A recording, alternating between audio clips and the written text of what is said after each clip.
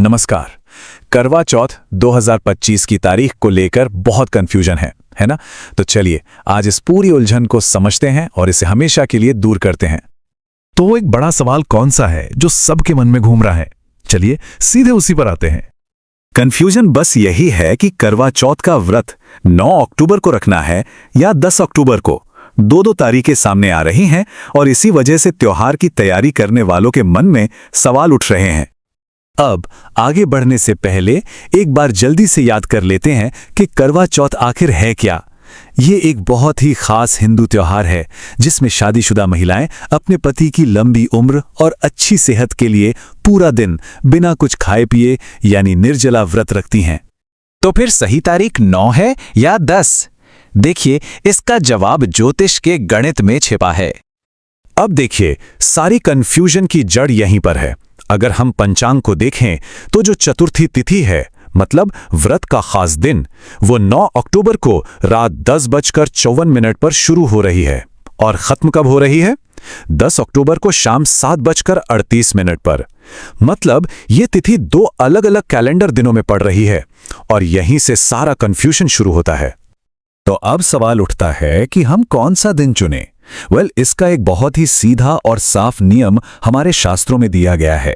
नियम यह कहता है कि व्रत उसी दिन रखना चाहिए जिस दिन चांद चतुर्थी तिथि में ही निकले। इसे कहते हैं चंद्रोदय व्यापनी चतुर्थी, और यही वो सबसे जरूरी रूल है जो सब कुछ तय करता है। और बस इसी एक नियम से सारी गुत्थी सुलझ जाती है। ध्यान से देखिए, 9 अक्टूबर को जब चांद निकलेगा तब तक तृतीया तिथि ही चल रही होगी। चतुर्थी तो रात में देर से शुरू होगी, लेकिन 10 अक्टूबर को जब चांद निकलेगा उस समय चतुर्थी तिथि ही चल रही होगी। तो हो गया ना साफ। हमारा नियम कहता है कि चंद्रोदय व्यापिनी चतुर्थी होनी चाहिए और वो तो सिर्फ 10 अक्टूबर को ही हो रही है। तो लीजिए सारा कंफ्यूजन दूर। ज्योतिष की सारी गणनाओं के हिसाब से करवा चौथ का व्रत शुक्रवार 10 अक्टूबर 2025 को ही रखा जाएगा।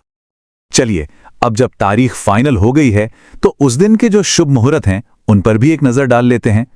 तो 10 अक्टूबर का दिन कैसा रहेगा? देखिए, सरगी का समय सुबह 4:35 के आसपास है। फिर शाम को पूजा का जो शुभ मुहूर्त है वो 5:57 से शुरू होकर 7:11 तक रहेगा। और वो पल जिसका सबसे ज्यादा इंतजार होता है यानी चांद निकलने का समय, वो होगा रात 8:13 पर।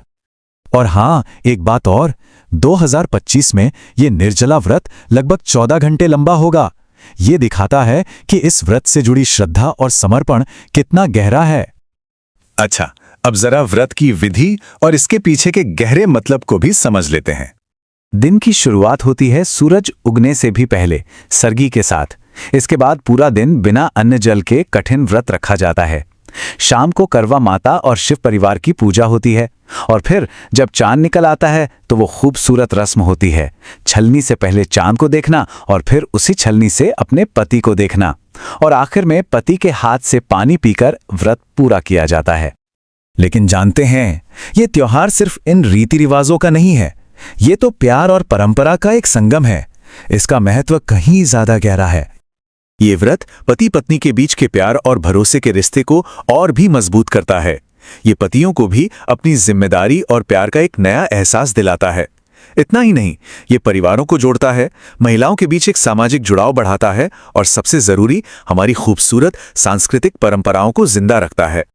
तो असल में ये व्रत प्यार, समर्पण और विश्वास के बंधन को और मजबूत करता है, जिससे रिश्ता पहले से कहीं ज्यादा ताकतवर हो जाता है। ये सिर्फ एक दिन का उपवास नहीं है, ये तो एक रिश्ते का, एक प्यारे से बंधन का उत्सव है।